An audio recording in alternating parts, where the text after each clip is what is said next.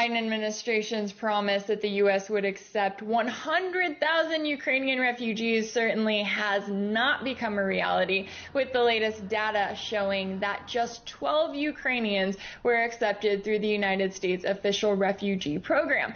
Now, the White House is putting the blame on the U.S. legal system, as the Department of Homeland Security reveals that nearly 3,000 Ukrainians crossed over into the United States through the U.S.-Mexico border. So the question then becomes, is the Biden administration planning anything to maybe get it a little bit closer to the goal that it set for itself?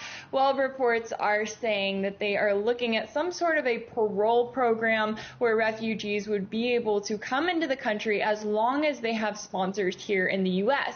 And already advocates for refugees are raising concerns about that kind of a program, noting that it would keep refugees from getting access to certain benefits and protections.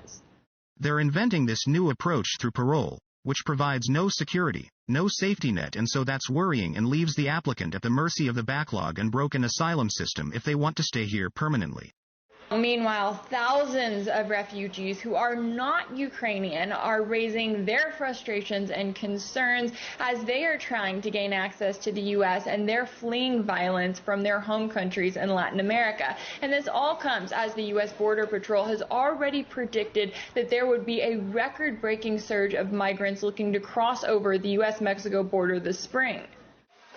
I think we also deserve the opportunity to cross the border. They should let us in because we're also fleeing. It's different what we're running from, but it's still a war against gangs. Given that Ukrainian refugees aren't the ones benefiting from U.S. involvement in their country, the question then becomes, well, who is?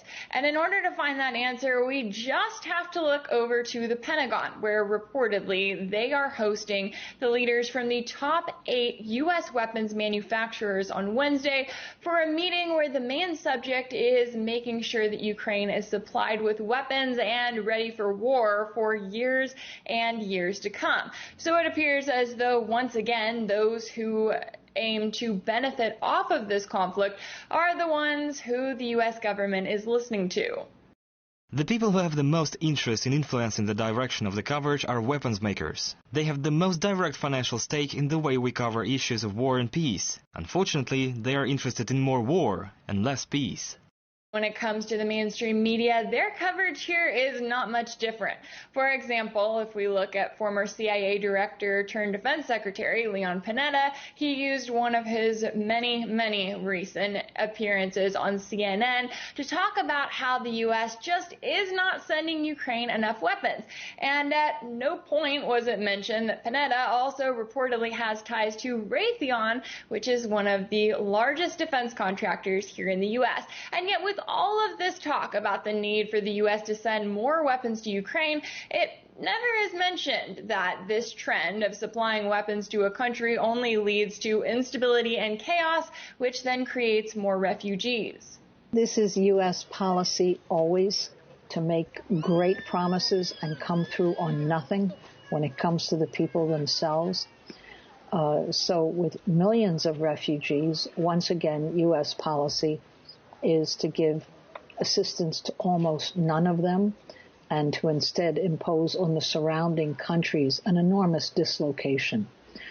At this point, the Biden administration has managed to process in March 12 Ukrainians who had refugee status. And by the way, this happens all the time. Look at the hundreds of thousands who were promised refugee from Afghanistan, not much different in Iraq, in Syria, in Libya, or all of the countries where the U.S. has instigated wars, kept them running for years, and created an enormous dislocation of peoples who really are forced to leave their own country and then live a very dislocated life and at enormous expense in the surrounding countries.